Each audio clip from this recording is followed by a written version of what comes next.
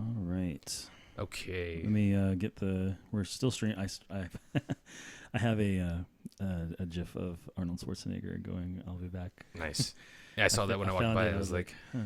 that works. And let's go ahead and turn the audio on. Let's switch back over to the webcam. There it is. And don't go there. All right, record.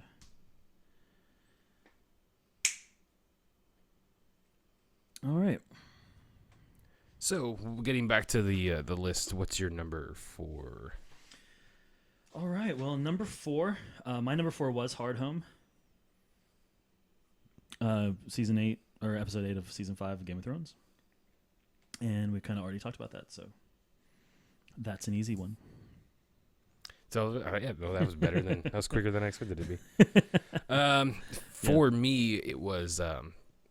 This isn't a movie. This is an actual person. My number 4 is Quentin Tarantino. Tarantino is an interesting figure, but I feel like he's been much more prominently in the press lately. Okay. Due to some criticisms that he's made of certain like real life events that I really won't get into, but also his whole thing about what I really admire him, and I think I've talked about this before, was his stance on film versus digital. Mm-hmm. He doesn't really have an issue with digital, but he feels like we shouldn't, and a lot of some of the greatest artists across all these mediums really try hard to make sure that some of these analog standard formats, while some people consider them antiquated, they provide something that I think is worth preserving. And I've really noticed that a lot of the great artists across the board are able to, they kind of take that stance. And I think Tarantino took that stance he actively made The Hateful Eight in 70 millimeter and then took it out on the road in 70 millimeter to be shown this way, even to the point where he made it in a slightly different cut and a slightly different like arrangement. Right. And I feel like some of the best artists do that, and then of course, in Los Angeles, Tarantino owns the New Beverly, which only shows 35 millimeter films. It does not have digital projection. Okay. He bought that when the place was going to go down, and to preserve that aspect of it, to where they were only showing film. And I really kind of admire that about him. Like I said, just him in general being in the news. A lot of the criticism that's lobbied towards Tarantino, I understand a lot of it, especially the idea that he rips off from other movies. I get people's points with that. Right. But I don't think it takes away from the fact that if you watch one of his movies, all of those things stand out. I think I made a comment in my my review of Phantom of the Paradise, the Brian De Palma film that I watched on Thursday, that, De Palma gets the same criticism level his way, that he rips off from Hitchcock, exclusively from Hitchcock. But watching his movies, I see those things, and then I go, but they're all his. Like, I don't sit there and go, okay, that's an homage to Psycho. And it works for me. It doesn't take anything out from the film. And sometimes he adds a new element to them. So he makes it his own. And I think that's the same thing with Tarantino, in that same thing that De Palma does, is that they take these things that have influenced them and they make them their own. Like a Tarantino movie is a Tarantino movie. Mm-hmm. Whether he took it from City on Fire for Reservoir Dogs, or took this shot from some Sergio Leone Western. Right. The films, at the end of the day, the byproduct is all him. Right. Yeah, I think that's actually a really good, that's certainly would be a topic for later too, a more in-depth topic. But this idea that we have of originality as being something that is a good thing in and of itself, as if just being original is even a possibility. And I think it's very questionable whether or not that's even a thing that can actually happen or not. We all take from things that came before. Even Matt Carter from Emory, when he was talking about bands making music, and he's just like, look, you're probably better off just going ahead and copying the band you like and trying to be the best you can at doing that. And then as you go through, because he says even when he's like, even when we copy, or when I feel like, oh, this part feels very much like this other thing I heard earlier, after the song is done and recorded, it actually is transformed. It's not like that anymore. Right. I think the best artists do that. And I think that's the thing too, is that I think, and I hate to blame this because I think it's such a cliche thing to say, But I think hipster culture has made this whole idea of like, well, I was original because I did this. But really, were you? Was that thing influenced by something else? Yeah. And I think that's something that we always forget. It's like when people Right. talk about, oh, I love Star Wars XYZ, and George Lucas is God because of XYZ. Well, Lucas was still influenced by things, and he still took from other sources. Right. Star Wars wasn't made out of whole cloth by itself. No. It was made from different patchworks. Mhm. I think everybody, especially in movies, but even in music, I think everything across the board in books it's all quilt making. Mhm. You're all taking from different things Right. and making this whole thing at the end of the day. Mhm. Having a mother who's a quilt maker, we see her do that consistently. She takes from all of these different sources and then makes this thing that's her own that she's made. Oh yeah. And somebody else could take those same elements and make something completely different. So I guess it comes from that. Like, I guess that's why I don't have patience for people who are like, well, it's not that original. But there's a lot that's not original, that's out there that's still good and still great. Yeah, and I think it really matters with that originality issue is that when your criticism stops at this isn't original and that's all you have to say about it. I'm like, as if by saying this isn't original, you've actually like, look at this, like I've just completely destroyed them by this great critique that I have. I showed that they weren't original. Well, congratulations. So what else do you have to say? Because that really isn't that much to say. Right. And as we've seen That's the with stuff The Force Awakens. Yeah, the stuff being leveled at The Force Awakens is the same way, in that A New Hope wasn't this original thing either. No. And it came from other places. You know? Yeah. It specifically came from a different. It wasn't just George Lucas either, though. If you look into the history of that stuff, you'll learn this isn't just a one man making this one thing. No. And I think, to me, what I understand people's criticism when Tarantino doesn't acknowledge a source that he took something from. Right. But I think at the end of the day, he usually does. Yeah. And at least he's putting out films out there that people would be more likely to forget about too. Right. So I think that's where I'm like, oh Well, yeah. he does a lot more good than he does bad. Yeah, and I think you could argue that maybe that's really where the problem is that, okay, you should, I believe that you should say, I'm totally getting this from this and this from this and this from this and this from this. I understand, however, why people would be loath to do that, given the fact that our culture and society has this idea that that things have to be original, that somebody can own an idea, and again, that gets into a whole issue with the concept of intellectual property. So I don't want to get into that too deeply, but this idea that Quentin Tarantino, he is the master of the remix in a way that I think you don't see very, because when people are remixing things, like the things that they are remixing, every movie maker you've ever seen, every movie they've ever made, if any movie maker who uses a 3-act structure, for example, okay, your entire structure of your movie is based on something else. Is based on something else. Yeah. So congratulations, Well, let's say the idea too. Like, one of my favorite DJs is DJ Shadow.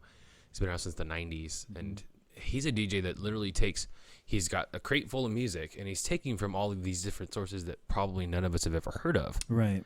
And he's making things much the same way that Tarantino does. He's making these things his own, to where you almost sometimes you might recognize a piece here and there, but majority of it you're kind of like, oh, like it's got a familiarity, but it's still his own. Right. Cool. So that's my number 4. All right. My number 3 is another album. This is Pale Horse by Me Without You.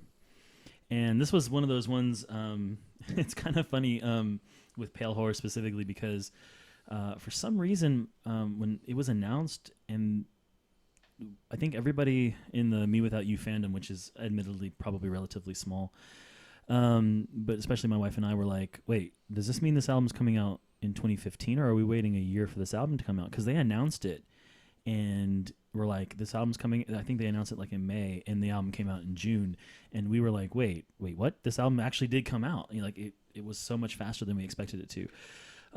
We already talked about this a little bit with Emery, but with Me Without You is another one of those bands that continues to do things musically that are interesting and amazing, while still maintaining themselves and being great. Sorry, I had to show it to David's you. showing me something. Apparently our stream got flagged for somebody owning something, and the only thing we showed that wasn't original to us was a GIF of Arnold Schwarzenegger saying "I'll be back." It's for a song called "The Soviet." Oh wait, that's a "Me Without You" song. Oh. And if that was in our stream, it was like way far in the background, and I turned the TV off.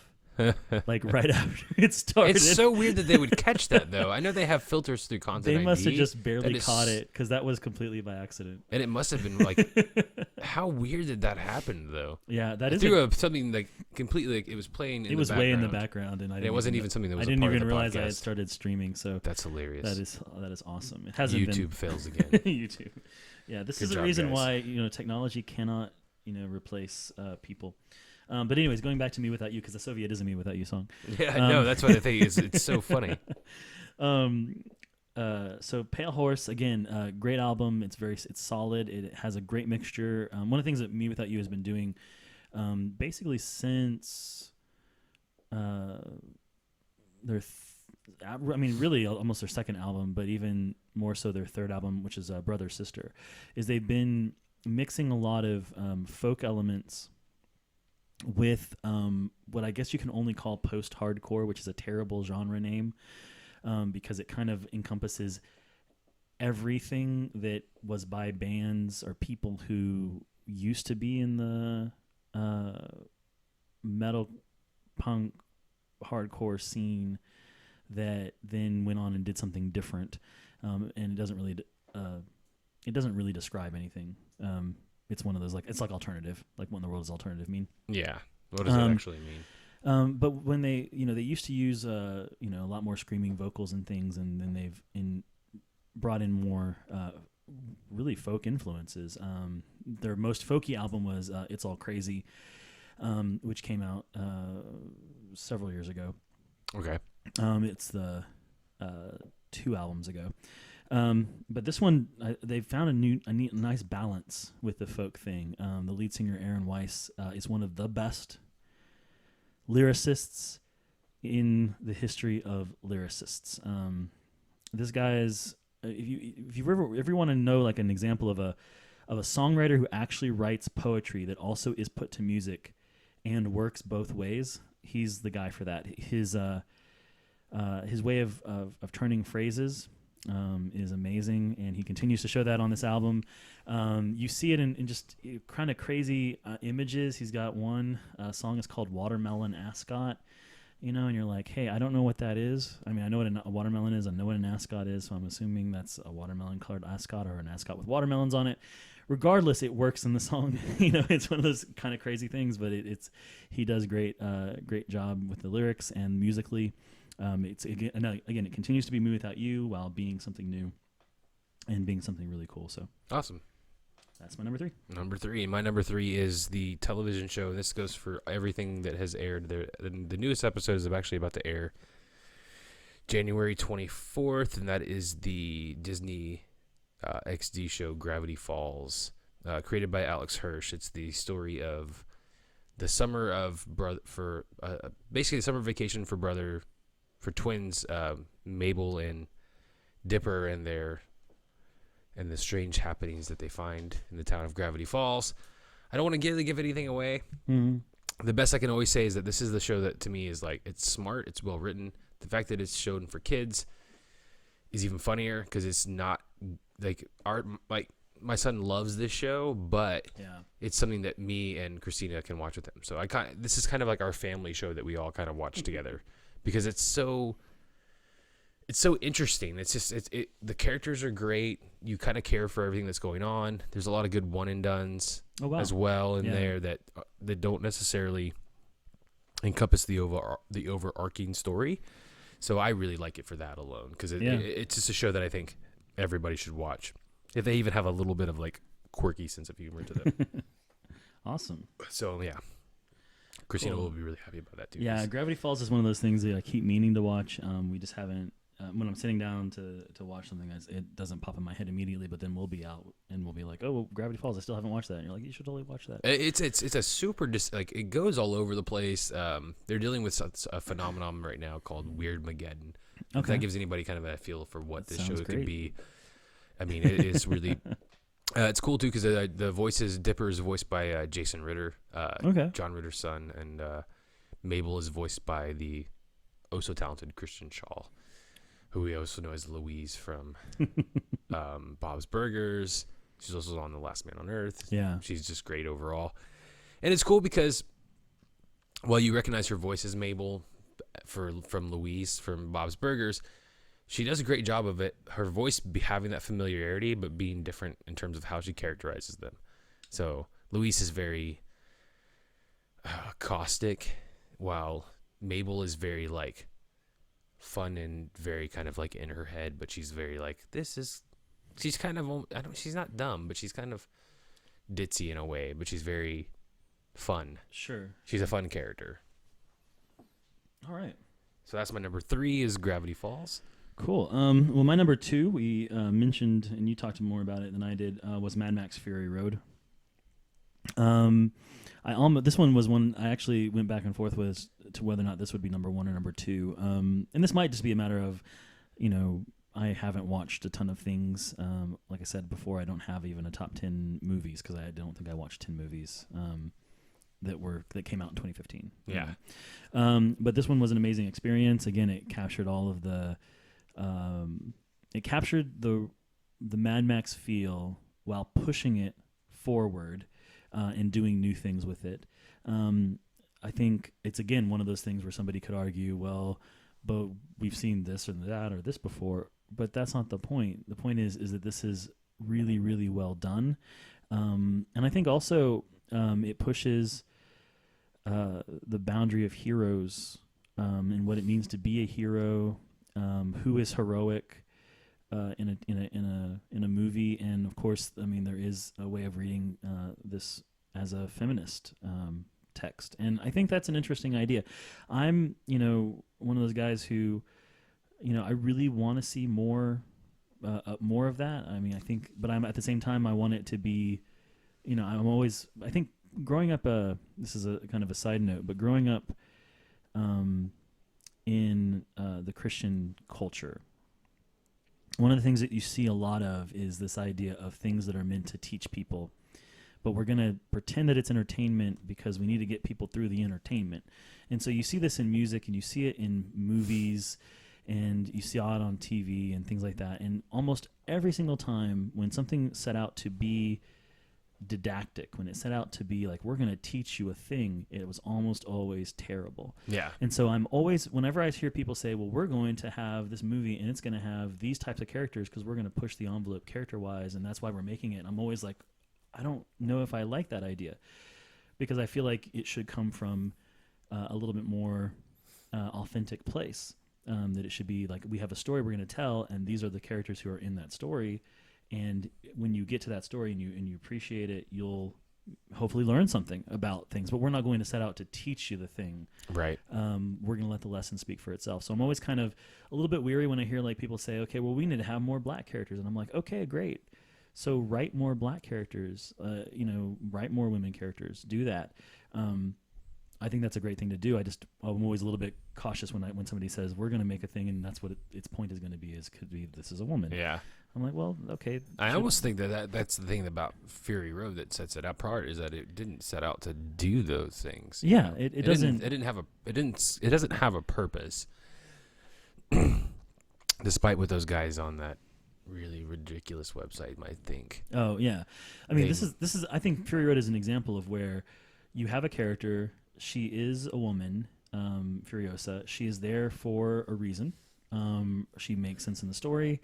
Who she is great, and because she's a woman, that does push. If you're that, it challenges you if you're a male, who believes that in this whole men's rights thing. If you're one of those people, it's going to challenge you a lot, because you're going to be like, wait, how can this woman be so strong and not be overly sexualized and that sort of thing? But Fury Road is a great example of that. And I saw, this is something from Tumblr, but there was a great post, which I'll have to find and link to it, where somebody was comparing the shots in Fury Road with the shots in the Avengers, and how there are shots in the Avengers that really do focus on, parts of the female anatomy where Mad Max doesn't.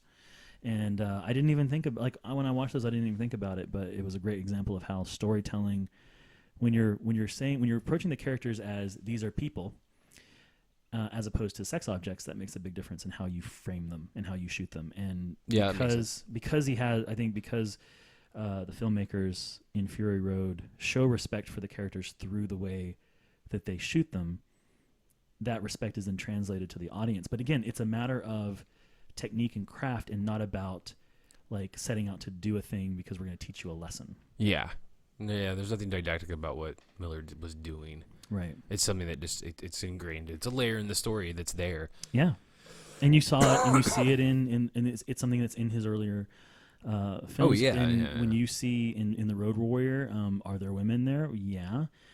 But they're just characters. They could have been men. They didn't have to be women for the most part. I mean, they're kind of interchangeable. It's already there. Like this, the stage is already set for that, and it's just a continuation of what he's doing. So yeah, I completely agree. My number 2 is two things sort of combined into one. It's Marvel's Netflix shows this year as part of the MCU. I think in April, or was it February? I don't remember when they released Daredevil.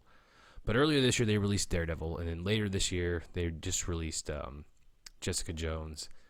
And they all take place within the MCU, but what I think is great, and what reminds me of why I've always liked what Marvel's has done as far as the universe goes. Right. I read an article where somebody was like, well, these feel like they don't belong in the same universe. But that's the greatest thing that Marvel always used to do, especially when they started launching their Max line. Right. Was that they had these books that took place in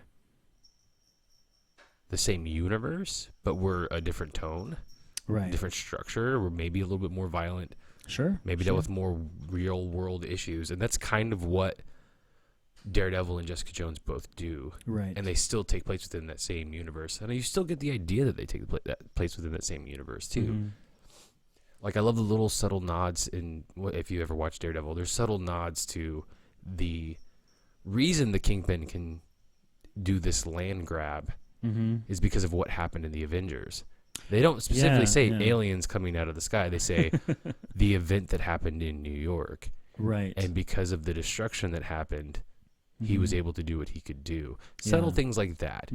Where we talked about world building, into where, yes, this doesn't feel like a Marvel movie, but it shouldn't. Right. It should feel like its own thing. Yeah, and I think that's important to realize that there are areas of our world that don't feel like other areas of our world, and you can still have those connections, like you said, without making everything look like, New York, or on the DC side of it. You have Metropolis, you have Gotham City. They're not the same place, and they don't have to feel the same. They shouldn't feel the same. Yeah, and they shouldn't, and that's the thing. And it's great casting all around. What is her name? I think it's Kristen Ritter. Plays Jessica Jones, and I keep forgetting who she is, and then people keep reminding me that she was Jesse's girlfriend in Breaking Bad. Yes, and so and then you have Charlie Cox as Matt Murdock. Fantastic casting overall. He really brings a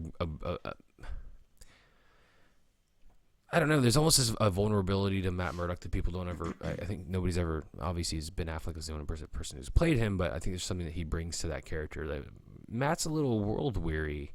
Yeah. He always kind of has been, though, because how he grew up. But he's also funny, and they kind of inject some of that humor into him as well.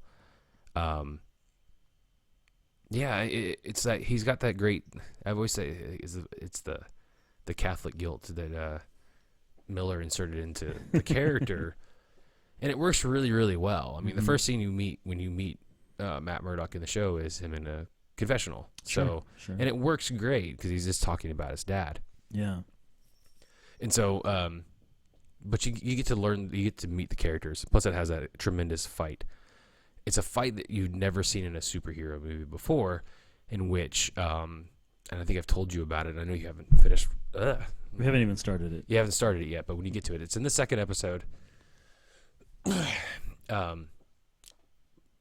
He goes to save this little boy who's kidnapped, and it's a long extended fight in a hallway, Yeah. but in which you actually see the physical toll this takes on the superhero for once. Mhm. And where usually it's like, oh, they just go in there and they kick Yeah. ass and that's Yeah. it. You see a guy who's like trying to catch his breath between fights, but still mustering up the strength to push himself forward. Mhm. And it's something you've never seen in a superhero movie before.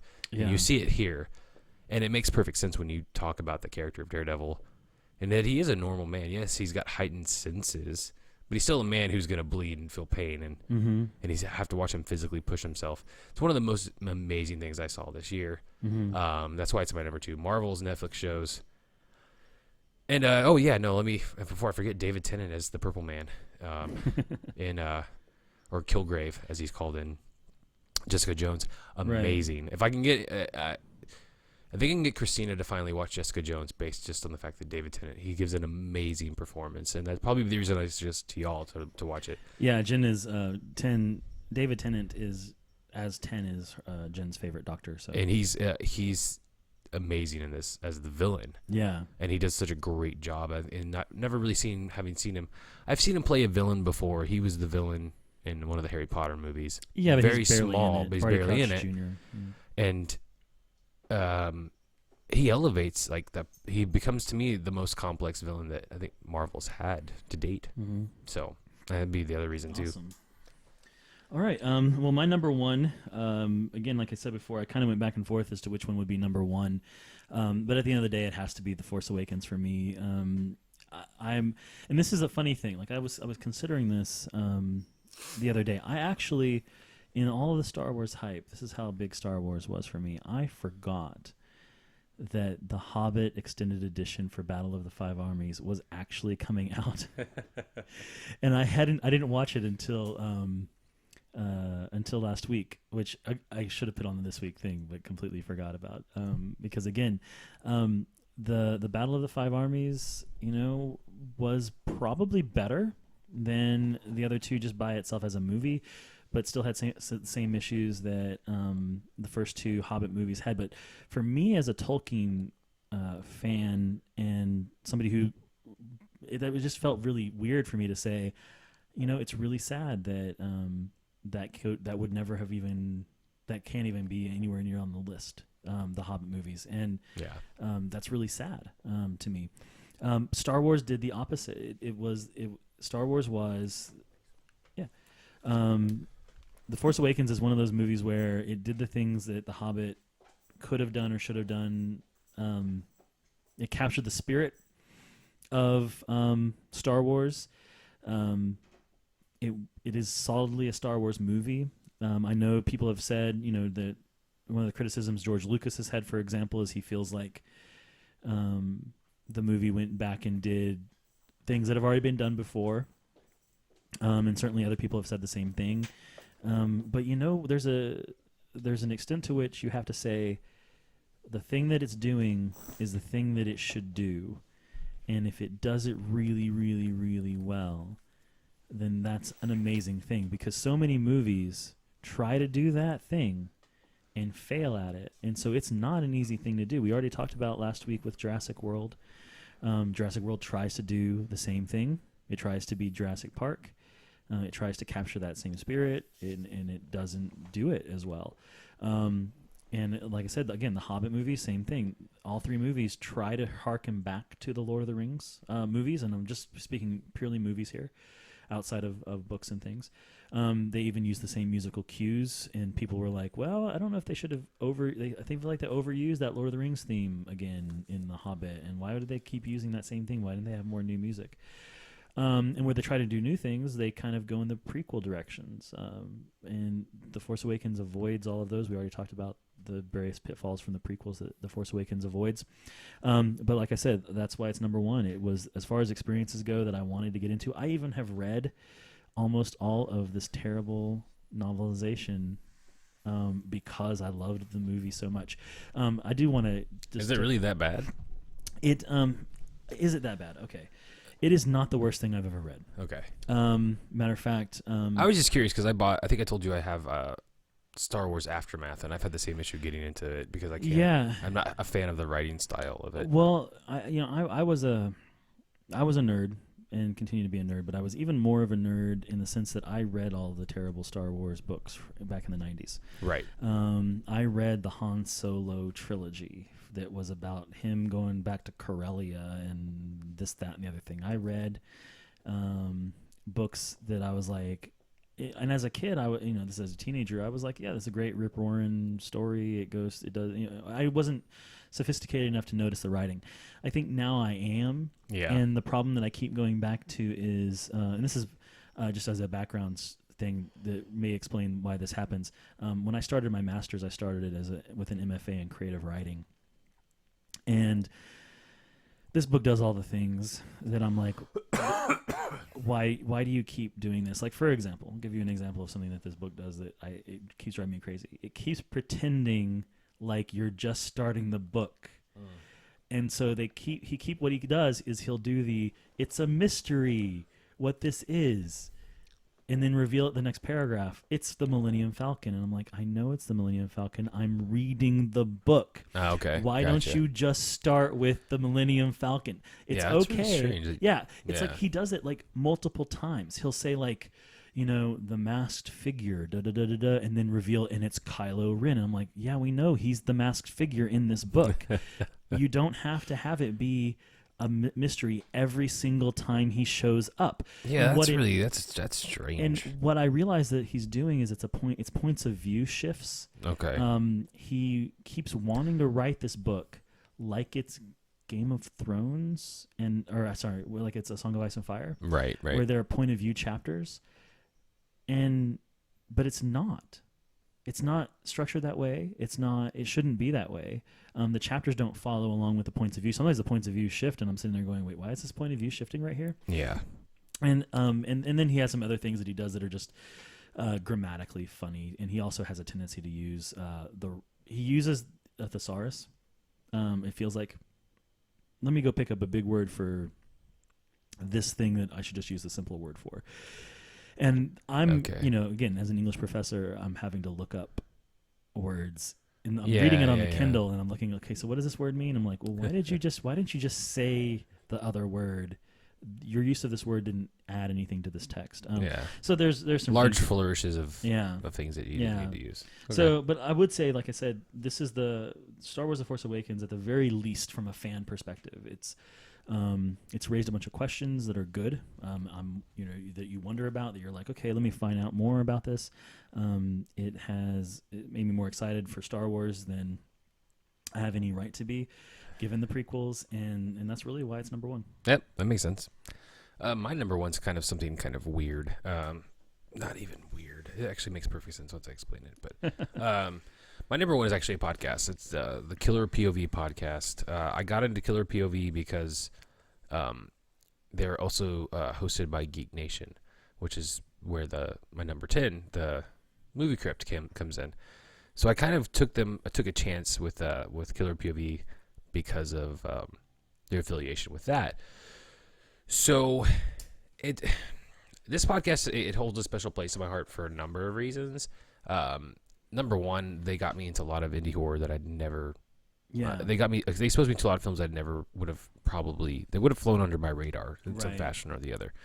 The other thing is that because they had actually mentioned other podcasts that I ended up going and listening to because of them. Right. So I got into the projection booth because Elric Kane mentioned them on, one of the hosts mentioned them on Killer POV. I got into F This Movie podcast because they mentioned them on Killer POV. Same with The Canon. I first found out about The Canon, which is Devin Faraci and Amy Nicholson's podcast, because of Killer POV. So all of these things that I've gotten into this year was because of this show. So that's the main reason that they're number one. Chances are if I had picked a movie, I would have gone with you, and it would have been probably Mad Max Fury Road. Right. Force Awakens very, very, very close behind it. But it's just one of those things where this is I gotta say, like 75% of what I consumed this year was because of this podcast, and it's a much deserved number one, and that's awesome. Why they're number one. All right, it's short, sweet, and to the point. It's a definitely a recommendation to go check that out. It's hosted by 3 people who are kind of journalists within the horror industry. So Okay. Rob Gluzzo and Rebecca McKendry, they currently write for Blumhouse.com. And Elric Kane doesn't write for anybody, but he's a great Kiwi guy who has this cool point of view. He's very arty in the way he looks at films, but then he loves Brain Dead. Well, Right. Dead Alive. And it was his love for What We Do in the Shadows and Deathgasm that got me to watch those movies as well. Okay. So there's a string of movies. Like, they loved Bone Tomahawk, so I was like, okay, I got to see Bone Tomahawk. It Follows, The Babadook. Yeah. Black Mirror, the show that's the English show that's currently on Netflix. Mm-hmm. Hannibal, Blue Ruin, The Taking of Deborah Logan, Starry Eyes. I could go on and on and on. Right. The movies that I watched this year because of them. Just because of that. Yeah. Yep. So I think that's one of the greatest things about podcasts is when they can get you into something else and introduce you to things you wouldn't have thought about before. I think that's an amazing task. And actually, really, like, I haven't started listening to Killer POV besides, I want to say, I probably listened to The Force Awakens. Did they do a Force Awakens thing? Maybe they didn't. no, they do just horror. So They just do horror stuff? Okay. Yeah. I know I'm subscribed to them, but okay, so I haven't actually. I did. F This Movie is the one that I was thinking F This of. Movie, they did do one. Yeah, those guys are great too. F This Movie I started getting into because you suggested them. The Canon, of course, I got into because of you suggested them, and so I think that's always a great way to find out new stuff is to. Yeah, for me too, it's the different perspectives they bring from movies. Everybody's Yeah. perspective is a little bit different. You know, Yeah. I don't normally agree with Amy Nicholson on a lot of stuff in the way she looks at movies, but then she'll Right. end up liking a movie that I kind of like, and I'm kind of like, okay, well, I get why she liked that movie. Mhm. Like, she really likes Tusk, and I really like Tusk. Sure. And a lot of people don't like Tusk. Yeah. Devin Faraci hates Tusk, but I actually love Tusk. I think it's a Right. weird little movie that should exist. Mhm. So it's kind of one of those things where you end up getting different perspectives. So it helps in the way that, like, the projection booth got me to, like, for instance, like, I wouldn't know Mr. Plinkett if it wasn't for their Mhm. Star Wars episode. So everything to me came from Killer POV. Like, if they hadn't talked about these other podcasts, so much those that I've listened to, like, I don't really like Bret Easton Ellis, but I've listened to the Bret Easton Ellis podcast because Elric was Okay. like, hey, they had this really good episode with XYZ. Like, they've had Mhm. a Tarantino episode. I think I listened to. They had an Right. episode with Alejandro Aja, who's a horror director. Mhm. So it gives you good perspectives on just different things with that that I personally love. So it's kind of a cool thing. That's why I was like, they're not my number one because literally majority of my consumption came from them. So Awesome. All right. Cool. Well, I think that pretty well ties it up for our top 10 in 2015. So I don't even know. Do we even have a topic for next week to tease people with? I don't think we do. We don't at this point. I'm gonna guess it's probably gonna have to be something that we can pull together relatively quickly that doesn't require a whole lot of research. Yeah. But we'll come So up with we'll something. definitely we'll post it. What I would suggest is that you follow us on Twitter at WRL Podcast, or like our Facebook page. which is facebook.com/Watch.Read.Listen Podcast. Yeah. Which I looked it up and double checked it to. Okay, good. I was gonna ask you, like, what to is be our like- Facebook page? Also, check out we're trying to get more content, as we said. You can see my 365 movie challenge there. We always post the new episodes there. But go to watchreadlisten.net. That is where you will find us. Pretty much everything that we're throwing out content wise is more than likely going to be on that page. Yes. And so whatever works for you, we've got one of those things probably. At least anything that matters. And if you feel the need, remember, you can always email us at watchreadlistenpodcast@gmail.com, and we will we don't mind. We know we got people who are listening and downloading, so give us some interaction. Tell us what you think. Tell us what topics you'd maybe want us to cover. Tell us where you think we're wrong, and we'll tell you where you are wrong. And whatever we can do to have some fun with this, be engaging. Then tell us what guests you like. I think everybody's liked the guests we've had on so far. Yeah, so far. Ian, Christina, and Justin have been great. So maybe we'll get some more of them on as we go along. Maybe get some new folks as well. Yeah. But definitely keep checking this stuff out. As I've been really thrilled lately to see the engagement to a degree that we've had where people are listening to it. So I want to thank everybody for that with the start of the new year. So we'd love to know what you think more, so we can start actually responding to that. Also, as just a side note, we haven't really advertise this a whole lot, but iTunes, we're on iTunes now. We are on Stitcher. This is episode. This can be episode 6. So I figure with 6 episodes, hey, you probably figure out if you like us or not. So Yes. if you want to start, Rate and review us at iTunes. That would be great. Just search for Watch, Read, Listen on iTunes. Awesome. Stitcher as well, I know, and then pretty much any podcasting device. I know I use Podcast Addict, and you can find us on there generally, and Podcast Republic. I don't know what podcast I use app you use. Beyond Pod, and it works. I search for a podcast, and they show up. So check us out we're on wherever YouTube. you listen to podcasts. That's what we want from you guys. But yeah, no, we appreciate anytime you guys listen, and I don't even know how to close it out because I'm like, we haven't done this in a couple weeks, so I don't even know what I was doing. Well, you guys have a great day if you listen to this, or have a great week, and we will see you next week on the next show.